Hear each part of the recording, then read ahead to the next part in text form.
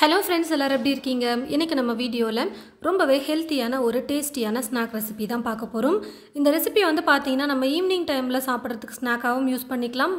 காலையில பிரேக்ஃபாஸ்டாவும் நம்ம இந்த ரெசிபியை வந்து செஞ்சு சாப்பிடலாம். ரொம்பவே டேஸ்டியா சூப்பரா இருக்கும் சாப்பிடுறதுக்கு. முக்கியமா உடம்புக்கு ரொம்பவே ஆரோக்கியத்தை கொடுக்கக்கூடிய ஒரு ரெசிபி இது.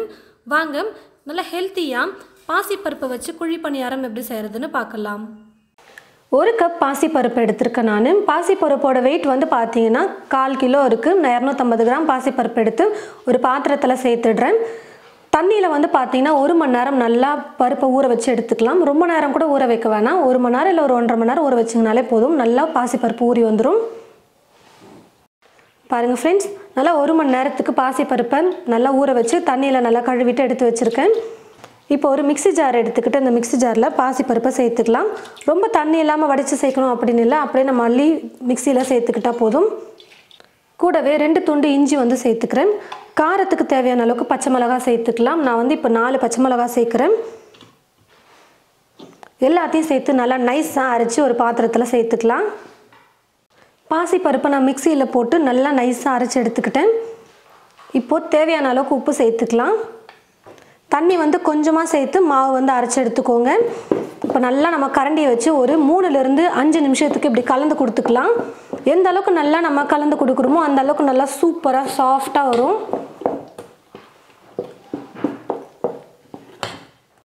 மாவு வந்து பார்த்தீங்கன்னா ஒரு 3லிருந்து 5 நிமிஷத்துக்கு நல்லா நான் வந்து கலந்து கொடுத்துக்கிட்டேன். பொடியாக நறுக்கிய கருவேப்பிலையை கொஞ்சம் சேர்த்துக்கிறேன். ஒரு பெரிய வெங்காயம் எடுத்து நல்லா பொடியாக கட் பண்ணி வச்சுருக்கேன். இப்போ இந்த வெங்காயத்தையும் சேர்த்துக்கிறேன்.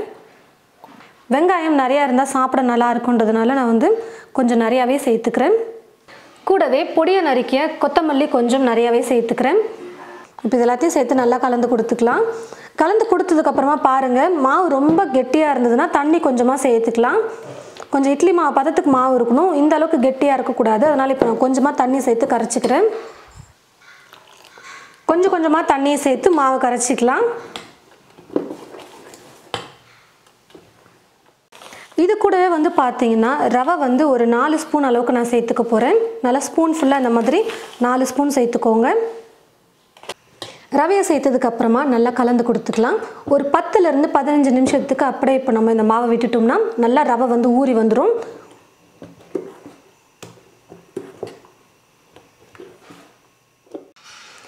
பாருங்கள் ஃப்ரெண்ட்ஸ், ரவை வந்து நான் ஒரு 15 நிமிஷத்துக்கு நல்லா ஊற வச்சு எடுத்துக்கிட்டேன். மாவும் கரெக்டான பதத்தில் இருக்குது. ரொம்ப தண்ணியாகவும் இல்லாமல் கெட்டியாகவும் இல்லாமல் கரெக்டாக ஒரு இட்லி மாவு பதத்துக்கு நம்ம மாவு வந்து கரைச்சி எடுத்து வச்சுக்கிட்டோம். ஸ்டவ்வை பற்ற வச்சுக்கிட்டு ஸ்டவ் மேலே இப்போ ஒரு தாளிப்பு கரண்டி வச்சுருக்கேன். இந்த தாளிப்பு கரண்டியில் ஒரு 2 ஸ்பூன் அளவுக்கு எண்ணெய் சேர்த்துக்கிறேன். ரொம்ப எண்ணெய் சேர்க்க வேணாம். எண்ணெய் நல்லா காஞ்சதுக்கப்புறமா கடுகு கொஞ்சம் சேர்த்துடுறேன். கடுகு நல்லா பொரிஞ்சதும் ஸ்டவ்வை கொஞ்சம் குறைச்சி வச்சுட்டு பெருங்காயத்தூள் ஒரு 2 சிட்டிகை அளவுக்கு சேர்த்துக்கிறேன். கூடவே 1/2 ஸ்பூன் சீரகம், 1/2 ஸ்பூன் உளுத்தம்பருப்பு, 1/2 ஸ்பூன் கடலைப்பருப்பு சேர்த்துக்கிறேன். உளுத்தம்பருப்பு கடலைப்பருப்பு நல்லா பொன்னிறமாக வர வரைக்கும் வறுத்துக்கலாம். பருப்பு நல்லா இந்த மாதிரி பொன்னிறமாக வறுப்பட்டதும் ரெடி பண்ணியிருக்கிற மாவில் சேர்த்துடலாம். நான் வந்து பார்த்தீங்கன்னா வெங்காயம் எல்லாம் வந்து கட் பண்ணி அப்படியே ஃப்ரெஷ்ஷாக சேர்த்துருக்கேன். நீங்கள் வெங்காயம் வதக்கிட்டு சேர்க்கணும் அப்படின்னு நினச்சிங்கன்னா கடாயில் எண்ணெய் ஊற்றிட்டு இப்போ நம்ம சேர்த்துருக்கிற கடுகு, பெருங்காயம், சீரகம், அப்புறம் உளுத்தம்பருப்பு, கடலைப்பருப்பெல்லாம் வறுப்பட்டதுக்கு அப்புறமா வெங்காயத்தையும் சேர்த்து நல்லா வதக்கிட்டு அதுக்கப்புறமா இது கூட நீங்கள் சேர்த்துக்கலாம். நான் வந்து வெங்காயம் பச்சையாகவே சேர்த்துருக்கேன். சாப்பிடும்போது நல்லாயிருக்கும் டேஸ்ட் அப்படின்றதுனால நான் அப்படியே பச்சையாகவே சேர்த்துருக்கேன். உங்களுக்கு வதக்கி சாப்பிட்ணுன்னு நினச்சிங்கன்னா வெங்காயத்தை வதக்கிட்டு சேர்த்துக்கோங்க. ஸ்டவ்வை பற்ற வச்சுக்கிட்டு ஸ்டவ் மேலே ஒரு குழி பணியார கல் வச்சுருக்கேன். கல் வந்து பார்த்திங்கன்னா நல்லா காஞ்சிருச்சு.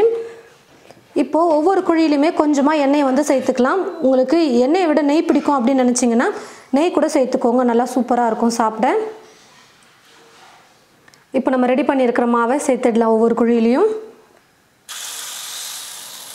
கல் நல்லா காஞ்சதுக்கப்புறமா ஸ்டவ்வை வந்து குறைச்சி வச்சுக்கோங்க. லோ ஃப்ளேமில் இல்லை மீடியம் ஃப்ளேமில் வச்சுட்டு குக் பண்ணும்பொழுது பணியாரம் நல்லா வந்து சூப்பராக வெந்து வந்திருக்கும். மேலேயும் நல்லா கலராக வந்திருக்கும். சாப்பிட அப்போ ரொம்ப சூப்பராக இருக்கும். தீ ஃபுல்லாக வச்சுட்டோம்னா மேலே சீக்கிரம் கலர் வந்துடும், ஆனால் உள்ள மாவு பச்சையாகவே இருக்கும், வெந்திருக்காது.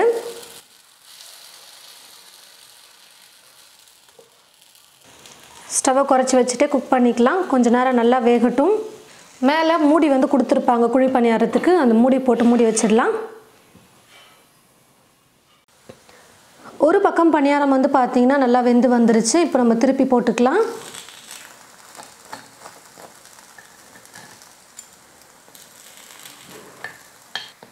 இப்போ எல்லா பணியாரத்தையும் திருப்பி போட்டாச்சு. இன்னொரு பக்கமும் நல்லா வெந்து வரட்டும். பாருங்கள் ஃப்ரெண்ட்ஸ், பணியாரம் வந்து 2 பக்கமும் நல்லா வெந்து வந்துருச்சு. இப்போ நான் எடுத்துக்கிறேன்.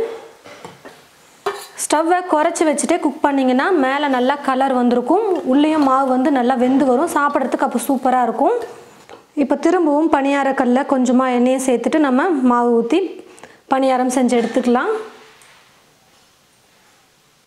பாருங்கள் ஃப்ரெண்ட்ஸ், நல்லா டேஸ்டியாக அதுவும் ரொம்பவே ஹெல்த்தியான ஒரு ஸ்நாக் வந்து நம்ம ரெடி பண்ணிட்டோம். இந்த ரெசிபி வந்து பார்த்திங்கன்னா நம்ம ஈவினிங் ஸ்நாக்காகவும் சாப்பிட்டுக்கலாம், காலையில் பிரேக்ஃபாஸ்ட்டாக கூட நம்ம எடுத்துக்கலாம். குழி பணியாரம் ரொம்பவே ஹெல்த்தியாக இருக்கும். பாசிப்பருப்பை வச்சு நம்ம பண்ணியிருக்கோம். நல்லா சாஃப்டாக பூ மாதிரி இருக்குது பாருங்கள். நல்லா சுட சுட இந்த மாதிரி பணியாரம் செஞ்சுட்டு கூடவே தேங்காய் சட்னியை தொட்டு சாப்பிடும்போது ரொம்பவே சூப்பராக இருக்கும்.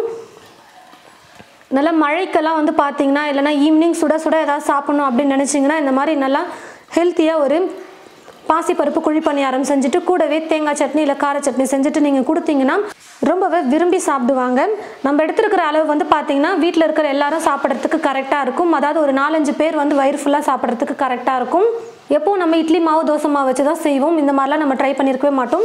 ஒரு முறை நீங்கள் இது போல் பாசிப்பருப்பு குழி பணியாரம் செஞ்சு பார்த்துட்டு எப்படி இருக்குன்னு சொல்லிட்டு மறக்காமல் கமெண்ட் பாக்ஸில் வந்து கமெண்ட் பண்ணுங்கள். இந்த வீடியோவை மற்றவங்களுக்கும் ஷேர் பண்ணுங்கள். இது போல் நிறைய ரெசிபிஸ் பார்க்க தமிழ் ஃபுட் மசாலா சேனலை மறக்காமல் சப்ஸ்கிரைப் பண்ணிக்கோங்க. கூடவே பக்கத்தில் இருக்கிற பெல் ஐக்கானை கிளிக் பண்ண மறந்துடாதீங்க. தேங்க்யூ.